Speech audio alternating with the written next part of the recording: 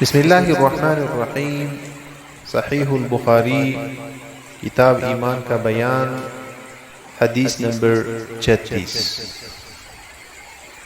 حضرت ابو ہریرہ رضی اللہ تعالیٰ عنہ سے روایت ہے کہ نبی کریم صلی اللہ علیہ وسلم نے فرمایا، اللہ تعالیٰ اس شخص کے لیے جو اس کی راہ میں جہاد کرنے کو نکلے اور اس کو اللہ تعالیٰ پر ایمان رکھنے اور اس کے پیغمبروں کی تصدیق ہی نے جہاد پر آمادہ کر کے گھر سے نکالا ہو، اس امر کا ذمہ دار ہو گیا ہے کہ یا تو میں اسے اس ثواب یا مال غنیمت کے ساتھ واپس کروں گا جو اس نے جہاد میں پایا ہے، یا اسے شہید بنا کر جنت میں داخل کر دوں گا۔ اور حضرت صلی اللہ علیہ وسلم فرماتے ہیں کہ اگر میں اپنی امت پر دشوار نہ سمجھتا تو کبھی چھوٹے لشکر کے ہمراہ جانے سے بھی دریغ نہ کرتا، کیونکہ میں یقیناً اس بات کو پسند کرتا ہوں کہ اللہ تعالیٰ کی راہ میں مارا جاؤ، پھر زندہ کیا جاؤ، پھر مارا جاؤ، پھر زندہ کیا جاؤ، پھر مارا جاؤ۔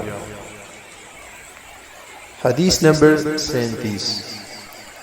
ابو ہریرہ رضی اللہ تعالیٰ عنہ فرماتے ہیں کہ رسول اللہ صلی اللہ علیہ وسلم نے فرمایا، جو شخص رمضان میں ایمان اور ثواب کا کام سمجھ کر قیام کرے تو اس کے اگلے گناہ معاف کر دیے جائیں گے۔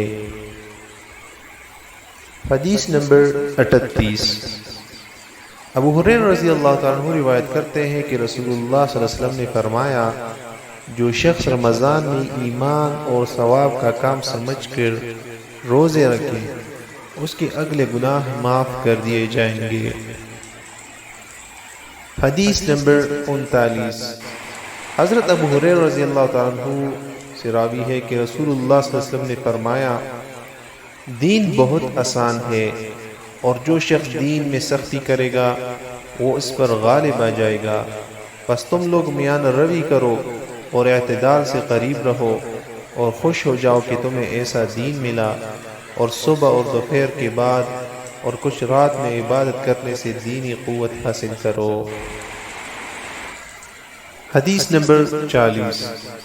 برا بن عازب سے روایت ہے کہ نبی کریم صلی اللہ علیہ وسلم جب ہجرت کر کے مدینہ تشریف لائے تو پہلے اپنے ننھال میں جو انصار تھے ان کے ہاں اترے، اور آپ نے مدینہ کے بعد 16 مہینے یا 17 مہینے بیت المقدس کی طرف منہ کر کے نماز پڑھی، مگر آپ کو یہ اچھا معلوم ہوتا تھا کہ آپ کا قبلہ کعبہ کی طرف ہو جائے، چنانچہ ہو گیا، اور سب سے پہلے نماز جو آپ نے کعبہ کی طرف پڑھی عصر کی نماز تھی، اور آپ صلی اللہ علیہ وسلم کے ہمراہ کچھ لوگ نماز میں تھے، ان میں سے ایک شخص نکلا اور کسی مسجد کے لوگوں پر اس کا گزر ہوا اور وہ بیت المقدس کی طرف نماز پڑھ رہے تھے، تو اس شخص نے کہا کہ میں اللہ تعالیٰ کو گواہ کر کے کہتا ہوں، میں نے رسول اللہ صلی اللہ علیہ وسلم کے ہمراہ مکہ کی طرف منہ کر کے نماز پڑھی ہے۔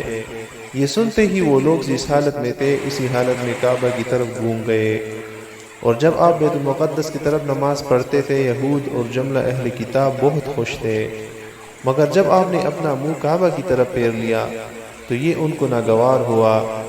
ظہیر جو اس حدیث کی ایک راوی ہے کہتے ہیں کہ ہم سے ابو اسحاق نے برا سے اس حدیث میں نقل کیا کہ تحویل قبلہ سے پہلے اسی قدیم قبلہ پر کچھ لوگ مر چکے تھے، ہم یہ نہ سمجھ سکے کہ ان کے متعلق کیا خیال کیا جائے گا۔ اس پر اللہ تعالیٰ نے یہ آیت نازل فرمائی، وَمَا كَانَ اللَّهُ لِيُضِيعَ إِيمَانَكُمْ إِنَّ اللَّهَ بِالنَّاسِ لَرَءُوفٌ رَحِيمٌ۔ حدیث نمبر 41۔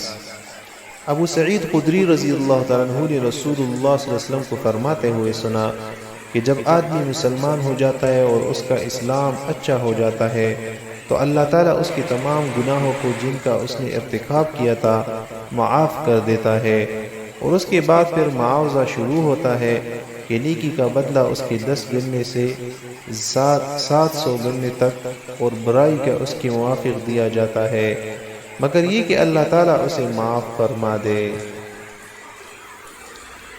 حدیث نمبر 42۔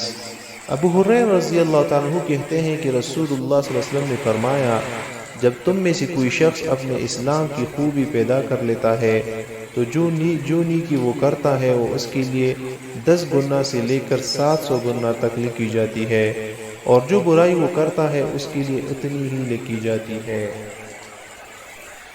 حدیث نمبر 43۔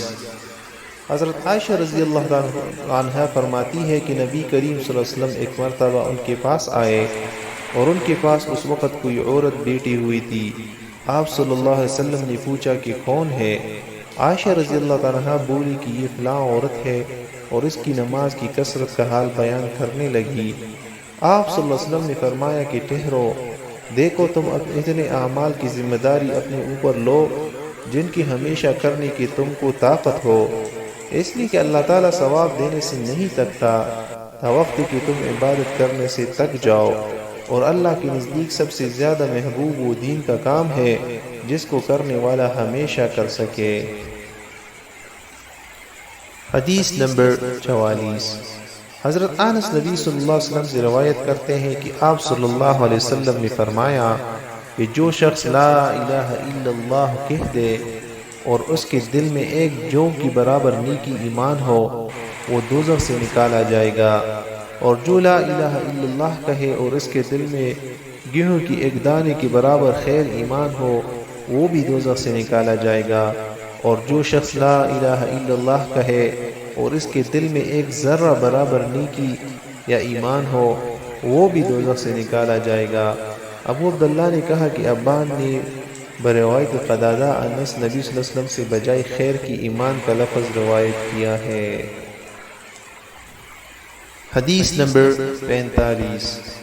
حضرت عمر بن خطاب رضی اللہ تعالیٰ عنہ سے روایت ہے کہ ایک یہودی نے ان سے کہا کہ اے امیر المؤمنین، تمہاری کتاب قرآن میں ایک ایسی آیت ہے کہ اگر ہم پر یعنی یہودیوں پر وہ آیت نازل ہوتی تو ہم اس دن کو جس دن وہ نازل ہوتی عید منا لیتے۔